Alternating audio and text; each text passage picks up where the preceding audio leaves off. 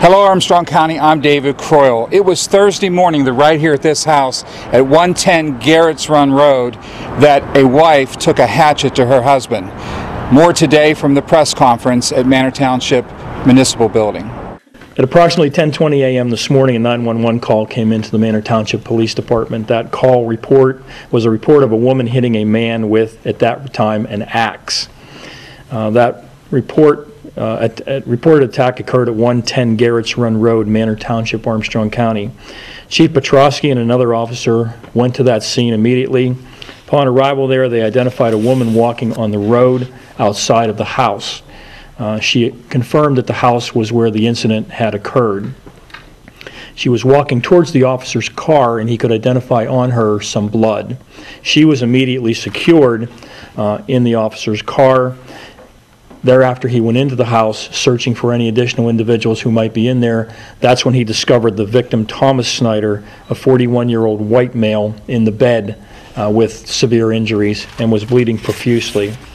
He immediately began to administer first aid and contacted medical aid. Upon their arrival, medical aid was administered to Mr. Snyder. He was thereafter transported by life flight to Presbyterian Hospital. It was subsequently determined that there were 5 residents at that address: Thomas Snyder, the victim, Melanie Sue Snyder, 41 years old, his wife, and 3 juveniles, a 17-year-old white female, a 13-year-old white male, and a 6-year-old white male. They were all home at the time of the attack. It was further determined that the children fled to a neighbor's house where a 911 call was made by the female. Investigation revealed that sometime that morning, Melanie Sue Snyder had attacked Thomas Snyder with the axe. It turned out to be a hatchet. That weapon was secured by Chief Petrosky and is currently in evidence. It was also determined that that 911 call came from the 17-year-old female. Search warrants have been issued for the house, the car, the clothing worn by Ms. Snyder. In addition to Manor Township PD, they were assisted by the Pennsylvania State Police Forensic Services Unit, the Sheriff's Department, and with me is Sheriff Bill Rupert, and the Armstrong County DA's office. Charges currently pending are attempted homicide, aggravated assault, child endangerment, and reckless endangerment. The neighbor wasn't involved. The kids went 3 houses down and stayed outside of the house. They called from their cell phone to 911, stayed on the phone until we arrived on scene. So the neighbor stayed in the house the whole time. So they just, when we located them, they were outside the residence. I'll be honest, I worked with another department. I've been with this department for over a year. I've never dealt with either one of them that I recall. Good nor bad. The office is not aware of the Sheriff's Department? No. These are names we don't recognize.